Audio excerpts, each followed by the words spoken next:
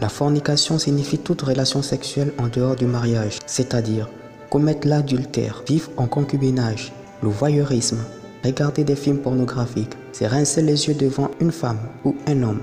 L'homosexualité. Dieu punit très sévèrement ce péché de la fornication par la mort si on ne se répand pas. Par exemple, il a détruit le monde entier au temps de Noé à cause de la débauche sexuelle, ainsi que les hommes du temps de Lot. Tous ceux qui commettent la fornication risquent de finir dans les flammes de l'enfer et les temps de feu. Numéro 2. L'idolâtrie. L'idolâtrie se définit comme le fait de rendre un culte à une divinité autre que le Seigneur Jésus-Christ. Il peut s'agir de l'adoration d'une statue, d'une photo, d'une représentation quelconque d'un dieu ou même d'une célébrité. La Bible dit que les idolâtres n'entreront point dans le royaume de Dieu.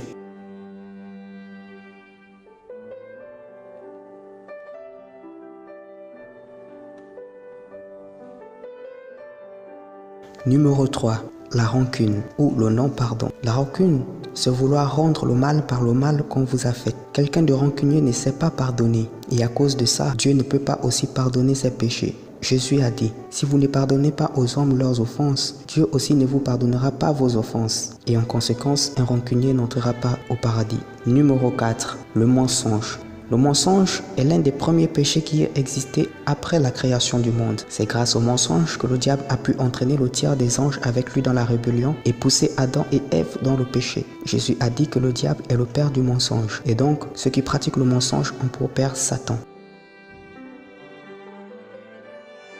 Le blasphème contre le Saint-Esprit. Nous trouvons ce péché dans Matthieu 12 au verset 31.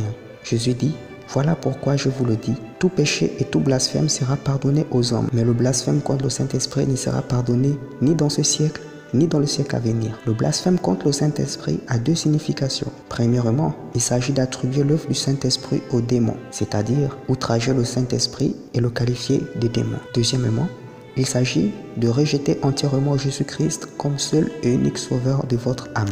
Numéro 6. L'orgueil.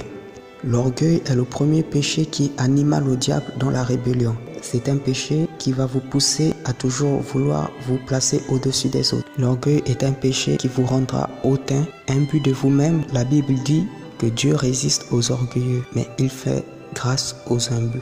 Un orgueilleux ne pourra pas trouver la grâce de Dieu. Numéro 7. Le meurtre. Le meurtre signifie ôter la vie à un être humain. Mais au-delà de cela, Jésus-Christ a dit que celui qui n'aime pas son frère a déjà commis un meurtre. Ou celui qui traite son frère de imbécile ou de raca mérite d'être brûlé par les flammes de l'enfer. Si vous n'aimez pas votre prochain, vous êtes un meurtrier. Et la Bible dit qu'un meurtrier n'a pas la vie éternelle.